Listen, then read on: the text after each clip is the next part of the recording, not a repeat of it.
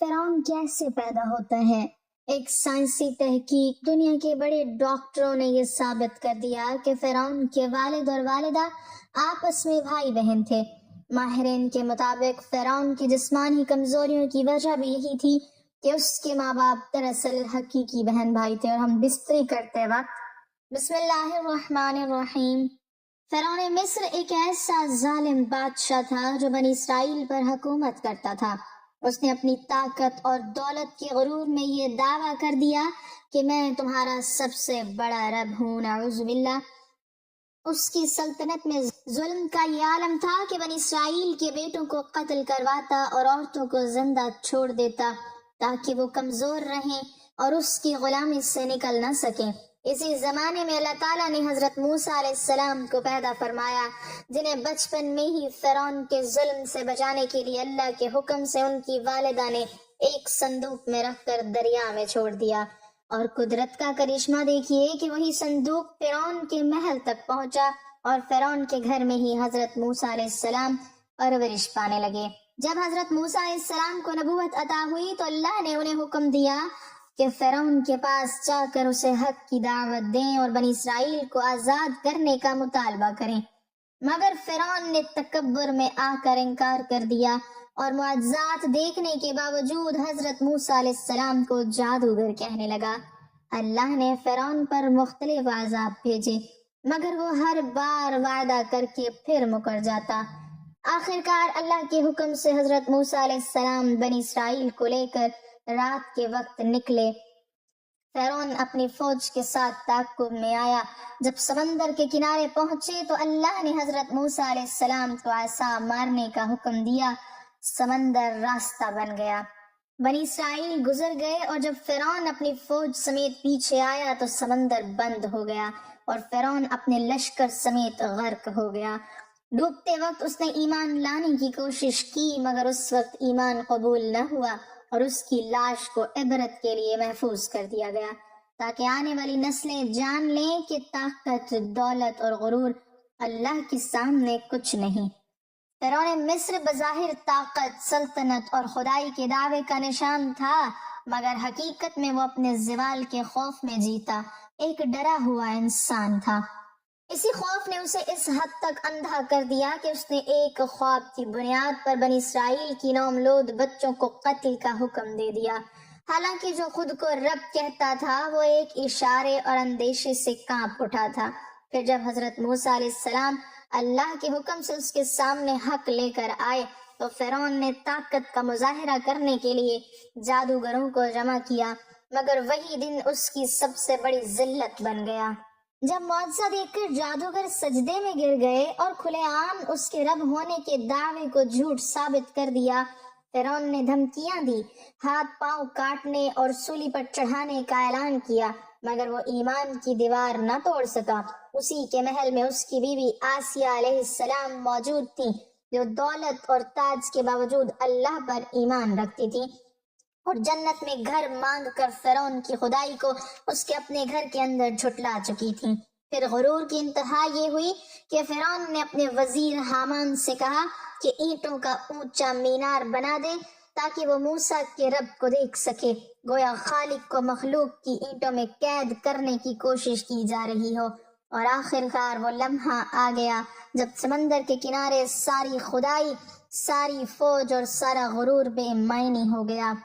ڈوبتے وقت ایمان لانے کی کوشش کی گئی مگر وقت گزر چکا تھا اور اللہ نے اس کی لاش کو محفوظ کر کے آنے والی نسلوں کے لیے ایک خاموش مگر سب سے بلند وعظ بنا دیا کہ جو خود کو خدا سمجھے اسے اللہ تاریخ کی عبرت بنا دیتا ہے۔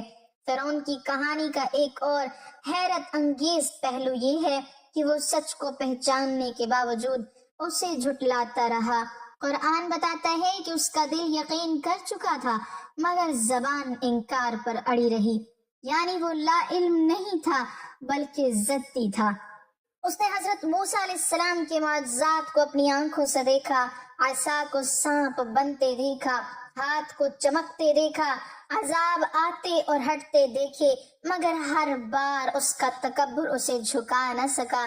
اس کا سب سے بڑا فریب یہ تھا کہ وہ اپنے اقتدار کو دائمی سمجھ بیٹھا تھا، حالانکہ اللہ نے اسے مہلت دی تھی، سزا نہیں تاکہ وہ پلٹ آئے، مگر اس نے مہلت کو کمزوری سمجھ لیا، یہاں تک کہ جب بنی اسرائیل اس کے ظلم سے نکل گئے تو اس کی انا نے اسے سمندر تک گھسیٹ لایا۔ وہ لمحہ بڑا عجیب تھا کہ جس رب ہونے کا دعویٰ وہ زمین پر کرتا تھا، اسی کی فوج پانی کے سامنے بے بس کھڑی تھی، اور جب موجیں بلند ہوئیں تو پہلی بار فرعون نے اپنی حیثیت پہچانی۔ اس کی زبان نے ایمان کا اقرار کیا، مگر دل کی سختی نے اسے پہلے ہی نااہل بنا دیا تھا۔ یوں فرعون صرف ایک بادشاہ نہیں بلکہ تاریخ کا وہ کردار بن گیا جو ہمیں یہ سبق دیتا ہے کہ حق کو جان کر جھٹلانا جہالت سے بھی بڑا جرم ہے، اور جو انسان اپنے اقتدار کو سچ سے اونچا سمجھ لے اس کا انجام عبرت کے سوا کچھ نہیں ہوتا۔ فرعون اپنی تعریف خود ایک خدائی بیانیے کے طور پر کرواتا تھا۔ وہ خود کو صرف بادشاہ نہیں بلکہ نظم کائنات کا مرکز سمجھتا تھا۔ اس کے دربار میں صرف اس کا تعارف ایسے شخص کے طور پر کرایا جاتا تھا جو زندگی اور موت کا اختیار رکھتا ہے، جو رزق دیتا ہے، جو قانون بناتا ہے اور جو سزا نافذ کرتا ہے۔ اس نے اپنی قوم کے ذہنوں میں یہ بات بٹھا دی تھی کہ نیل دریا اس کے حکم سے بہتا ہے اور زمین کی زرخیزی اس کی مرضی سے قائم ہے۔ وہ اپنے آپ کو مصر کی تہذیب، معیشت اور طاقت کی علامت کہلواتا تھا۔ اس کے القابات میں عظمت، دوام اور برتری کا تصور شامل تھا۔ اس کی شخصیت کو اس طرح پیش کیا جاتا تھا کہ گویا اس کے بغیر ریاست کا وجود ممکن ہی نہیں۔ اسی لیے وہ کہتا تھا کہ میں تمہارا سب سے بڑا رب ہوں۔ اس کی تعریف میں اونچے محلات، مضبوط فوج، منظم نظام اور شاندار لباس کو اس کی خدائی کی دلیل بنایا جاتا تھا۔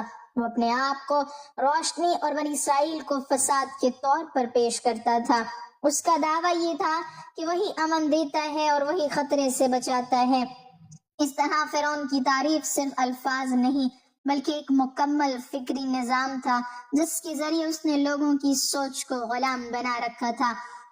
بحر احمر میں غرق ہونے والا فرعون جس کی طرف حضرت موسیٰ علیہ السلام کو نبوت دے کر بھیجا گیا۔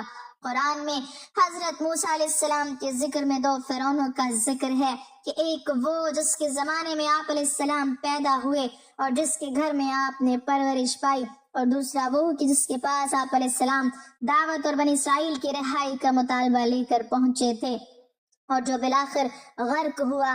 موجودہ زمانے کے محققین کا عام خیال یہ ہے کہ پہلا فرعون رمسیس دوم تھا، اور جس فرعون کا غرق ہونے میں ذکر ہے وہ رمسیس دوم کا بیٹا مفتاح تھا۔ اس نے بنی اسرائیل کو غلام بنا لیا اور ان پر ہر طرح کے مظالم کرتا تھا۔ 1491 قبل مسیح میں جب فرعون مصر نے موسیٰ علیہ السلام اور ان کی قوم کا پیچھا کیا کہ انہیں ختم کر دے، اور اچانک ایسا مقام آیا کہ آگے صرف سمندر تھا اور پیچھے فرعون کا لشکر، بھاگنے کا کوئی راستہ نہ تھا، تب اللہ نے حضرت موسیٰ علیہ السلام کو حکم دیا کہ اپنا عصا مبارک سمندر میں مارو۔ انہوں نے ایسا ہی کیا اور دیکھتے ہی دیکھتے سمندر دو حصوں میں بٹ گیا اور اتنا لمبا راستہ بن گیا کہ پوری بنی اسرائیل کی قوم اپنے مال و اسباب سمیت وہاں سے گزر گئی۔ مگر جب فرعون مصر جو کہ خود کو خدا کہتا تھا اور اس کے لشکر نے گزرنے کی کوشش کی تو سمندر واپس آ کر مل گیا جیسے پہلے موجود تھا، اور سارا کا سارا لشکر فرعون سمیت غرق ہو گیا۔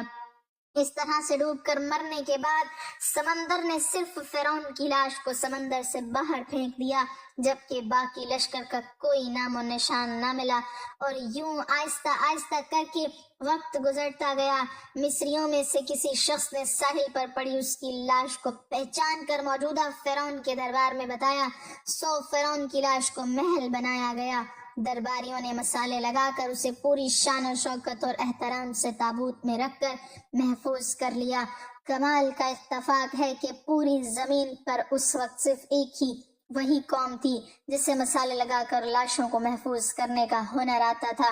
ایسا لگتا ہے کہ جیسے اس قوم نے اسی دن کے لیے ہی سب سیکھا تھا۔ فرعون مصر کی لاش کو مسالہ لگا کر محفوظ کرنے کے عمل کے دوران ان سے ایک غلطی ہو گئی، اور وہ یہ غلطی تھی کہ فرعون کیونکہ سمندر میں ڈوب کر مرا تھا اور مرنے کے بعد کچھ عرصہ تک پانی میں رہنے کی وجہ سے اس کے جسم پر سمندری نمکیات کی ایک تہ جم گئی تھی، سو مصریوں نے اس کی لاش پر نمکیات کی وہ تہ اسی طرح سے رہنے دی اور اسے ایسے ہی مسالہ لگا دیا۔ وقت گزرتا گیا، زمین و آسمان نے بہت سارے انقلاب دیکھے، جس کی گرد کے نیچے سب کچھ دب گیا، حتیٰ کہ فرعونوں کی حنوط شدہ لاشیں بھی زمین کی تہوں کے اندر چھپ گئیں۔ ان کے نام صرف کتابوں اور ان کی تعمیرات شان و شوکت لوگوں کے ذہنوں کے اندر ہی رہ گئے، اس کے علاوہ ان کا بنایا گیا سب کچھ ختم ہو گیا۔ اس واقعے کے 2000 سال کے بعد اس دنیا میں اللہ کے آخری نبی حضرت محمد مصطفیٰ صلی اللہ علیہ وسلم تشریف لائے، اور ان پر نازل ہونے والی آخری کتاب کے اندر انسانوں کی عبرت کے لیے فرعونوں کے قصے بڑی تفصیل کے ساتھ بیان کیے گئے ہیں، اور اسی سلسلے میں فرعون کے جسم کو محفوظ کرنے کے بارے میں بھی ایک آیت نازل ہوئی، جس کے اندر اللہ پاک نے واضح طور پر فرمایا، ہم تیرے جسم کو آنے والے انسانوں کے لیے عبرت بنا کر محفوظ کر لیں گے۔ اس آیت مبارکہ کی سچائی پر تمام مسلمانوں کو یقین تو تھا، لیکن وہ یہ سمجھنے سے قاصر تھے کہ خدائی کا دعویٰ کرنے والے کی لاش بھلا کہاں محفوظ کی گئی ہوگی، اسے کیسے عبرت کا نشان بنایا جائے گا، کون اس کی تصدیق کرے گا۔ یہ اتنا نازک معاملہ تھا کہ ذرا آپ خود سوچ کر دیکھیں کہ قرآن پاک کے اندر بیان کیے گئے اللہ کے تمام الفاظ میں سے اگر صرف یہ ایک آیت مبارکہ بھی یا اللہ کا یہ دعویٰ نعوذ باللہ غلط ثابت ہو جاتا تو غیر مسلم کفار کے سامنے مسلمان کس منہ سے باقی قرآنی آیات کا دفاع کرتے، مگر یہ اللہ تعالیٰ کا کلام ہے جس کے اندر شک کی کوئی گنجائش نہیں، اس لیے ہر دور کے اندر اس نے اپنے آپ کو اور اپنے ایک ایک لفظ کو منوایا ہے۔ 1871 میں مصر کے ایک شہر الکورنیا سے تعلق رکھنے والے غریب اور معمولی چور احمد عبد الرسول کو فرعونوں کی حنوط شدہ لاشوں کی طرف جانے کا خفیہ ترین راستہ مل گیا۔ یہ بس اتنا چاہتا تھا کہ فرعونوں کی لاشوں کے ساتھ موجود قیمتی سونا چاندی ہیرے موتی وغیرہ کو چرا سکے۔ یہ دریائے نیل کے کنارے تبیسا کے مقام پر بیٹھا منصوبہ بنا رہا تھا کہ جب اسے خفیہ راستے کا پتہ چلا اور اس نے یہ جگہ کھودنی شروع کی، اسی دوران اسے مشکوک سمجھ کر کچھ لوگوں نے پکڑ لیا اور پولیس کے حوالے کر دیا۔ بعد میں وہ جگہ جس جگہ کو کھود رہا تھا وہاں سے ملنے والے راستے کی کھدائی کی گئی تو 1891 کے اندر دوسری ممیوں کے ساتھ ساتھ اس غرق ہونے والے فرعون کی لاش بھی مل گئی۔ اس کے کفن پر سینے کے مقام پر اس کا نام لکھا ہوا تھا۔ ان ممیوں کو ماہرین اپنے ساتھ قاہرہ لے گئے جہاں ان کا تفصیل سے جائزہ لیا گیا تو فرعون والی ممی پر جمی ہوئی نمکیات کی تہ سے اس بات کی تصدیق ہو گئی کہ وہی فرعون یہ ہے جسے پانی میں غرق کر کے نشان عبرت بنانے کا وعدہ کیا تھا۔ پوری دنیا میں کھلبلی مچ گئی۔ اس کی تصدیق کے لیے پوری دنیا کے آثار قدیمہ کے ماہرین اور سائنسدان مصر کی طرف چل پڑے۔ مختلف سائنسی ٹیسٹ کرنے کے بعد دنیا بھر کے سائنسدانوں نے تصدیق کر دی کہ دوسری سب لاشوں کے نسبت صرف اس ایک لاش پر ہی سمندری نمکیات کی تہ جمی ہوئی تھی جس نے اسے محفوظ کر رکھا تھا اور گلنے سڑنے سے بچائے رکھا۔ اس تصدیق کے بعد اسے فائنلی فرعون کی لاش قرار دے کر میوزیم کے اندر محفوظ کر لیا گیا۔ 1982 میں یہ ممی خراب ہونے لگی تو اس وقت کی مصری حکومت نے فرانس کو درخواست کی کہ اس سے خراب ہونے سے بچایا جائے اور جدید سائنسی انسٹرومنٹس کی وجہ سے اس کی موت کی وجہ کو بھی معلوم کیا جائے۔ چنانچہ مصری اور فرانسیسی حکومت نے مل کر اس ممی کو فرانس لے جانے کا انتظام کیا۔ جب فرعون کی لاش کو فرانس پہنچایا گیا تو ایئرپورٹ پر اس دور کے فرانسیسی صدر بذات خود حکومت کے تمام اعلیٰ عہدیداروں، تمام وزراء اور فوج کے افسران کے ساتھ اس کے استقبال کے لیے موجود تھے۔ جی ہاں ناظرین، فرعون کی لاش کا استقبال کسی زندہ عظیم بادشاہ کی طرح کیا گیا۔ فوجی دستوں نے اسے سلامی دی اور اس کی ممی کو ماہر ڈاکٹروں کی ٹیم کے حوالے کر دیا گیا۔ اس ٹیم کے سربراہ تھے ڈاکٹر موریس جو مذہبی طور پر کرسچن تھے۔ جب مائکروسکوپک ٹیسٹوں کے ذریعے ممی کے تمام اعضاء کا باریک بینی سے جائزہ لیا گیا تو معلوم ہوا کہ اس کی لاش اور جسم کے اندر سمندری ذرات ابھی تک موجود ہیں، یعنی یہ کنفرم ہے کہ اس کی موت سمندر میں ڈوبنے کی وجہ سے ہی ہوئی۔ کیونکہ سمندری پانی کے اندر ہی اس قدر نمکیات پائے جاتے ہیں۔ بحیرہ احمر میں ڈوبنے کے بعد اس کی لاش پھول کر سمندر پر تیرنے اور حمام فرعون تک پہنچنے میں کافی وقت لگتا ہوگا، جس کے دوران میں اس کے گوشت پوشت میں سمندری پانی کی نمک جذب ہو گیا ہوگا۔ یہ نمک اس کی لاش کو حنوط کرتے وقت خارج نہیں کیا جا سکتا تھا۔ 3000 برس کے دوران میں یہ رفتہ رفتہ اس کے جسم سے خارج ہو کر ایک تہہ کی صورت میں جم گیا، اور جب پٹیاں کھولی گئیں تو نمک اس پر جمع ہوا پایا گیا، مگر ایک بادشاہ کی موت پانی میں ڈوبنے کی وجہ سے ہو، یہ سوچنا اپنے آپ میں بہت ہی حیرت انگیز سوال ہے، کیونکہ ایسے عظیم بادشاہ اپنے 7 نرم بستروں پر خوبصورت لباسوں میں سونے چاندی ہیرے موتیوں کے ساتھ جڑے اعزاز کے ساتھ دفن کیے جاتے ہیں، اور یوں مرنے کے بعد دفنانے تک ان کی شان و شوکت اسی طرح سے قائم رہتی ہے جیسے زندہ بادشاہوں کی۔ ڈاکٹر مورس کے لیے بھی یہ حیرت کی بات تھی، اور اسی تجسس میں اس نے اس ممی کے بارے میں مزید جاننے کی کوشش کی تو اسے معلوم ہوا کہ اس بات سے حالات مسلمان کے نبی حضرت محمد صلی اللہ علیہ وسلم پر نازل ہوئی کتاب قرآن پاک کے اندر آج سے 1400 سال پہلے تفصیل سے درج ہے۔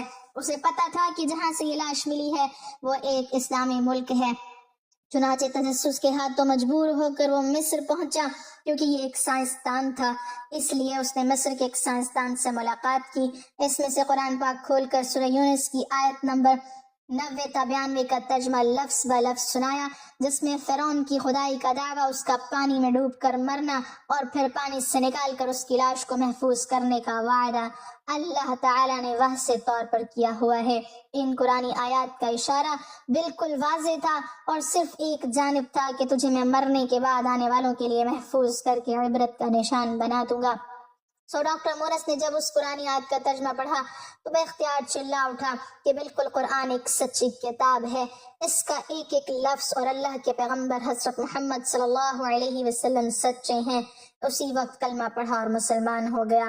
قدیم مصر کے اس فرعون کو عام طور پر ایک طلسمانی بادشاہ کے روپ میں پیش کیا جاتا ہے، جو بڑے رعب و جلال والا اور مضبوط جسم کا مالک تھا، لیکن ایک طویل سائنسی تحقیق کے بعد اب اس کی اصلیت دنیا کے سامنے آ گئی ہے، کیونکہ ماہرین آثار قدیمہ، تاریخ دانوں، سائنسدانوں اور میڈیکل سائنس کے ماہرین نے مل کر مصری شہر کے اندر فرعون کے مقبروں کے شہر میں موجود ڈھانچے پر جدید ٹیکنالوجی سے ریسرچ اور سپر کمپیوٹر کی مدد سے جسمانی نقوش کی مدد سے اس کے جسم کے خد و خال کی تصویر کو تیار کیا، تو معلوم ہوا کہ یہ فرعون قدر نازک جسم کا مالک تھا۔ اس کا بایاں پاؤں ٹیڑھا تھا اور بیماری اور کمزوری کی وجہ سے وہ چھڑی کے سہارے چلتا تھا۔ اس کے باپ اور اس کی ماں کے ڈی این اے کے نمونوں سے یہ ثابت ہوا کہ اس کے ماں باپ آپس میں بہن بھائی تھے۔ ماہرین کا کہنا ہے کہ اس فرعون کی جسمانی خامیوں کمزوریوں کی وجہ بھی یہی تھی کہ اس کے ماں باپ کا آپس میں دراصل بہن بھائی کا رشتہ تھا۔ یہ فرعون آج سے تقریباً 3500 سال قبل مصر کا حکمران تھا، اور اس وقت کی رسم کے مطابق ہر فرعون کی لاش کے ساتھ شاہی استعمال میں رکھنے والی چیزیں بھی ساتھ دفن کر دی جاتی۔ فرعون کی لاش عبرت کے لیے ایسے محفوظ کر کے دنیا کے سامنے رکھ دی گئی ہے کہ آج انٹرنیٹ پر، اخبار اور ٹی وی چینلز پر کروڑوں اربوں انسانوں کی آنکھوں کے سامنے قابل ترس حالت میں موجود ہے۔ کس لیے؟ عبرت کے لیے۔ ناظرین، یہ سوچنے کے لیے کہ عبادت کے لائق اور ہمیشہ رہنے والی صرف ایک ہی ذات ہے، جو کہ سب کا خالق اور مالک ہے، سب کا رزاق ہے، اور اگر دنیا کے انسانوں میں واقعی کوئی خدا موجود ہے تو اپنی قوم کو تباہ ہونے سے پہلے خود کو ہی اللہ کے عذاب سے بچا کر دکھا دے۔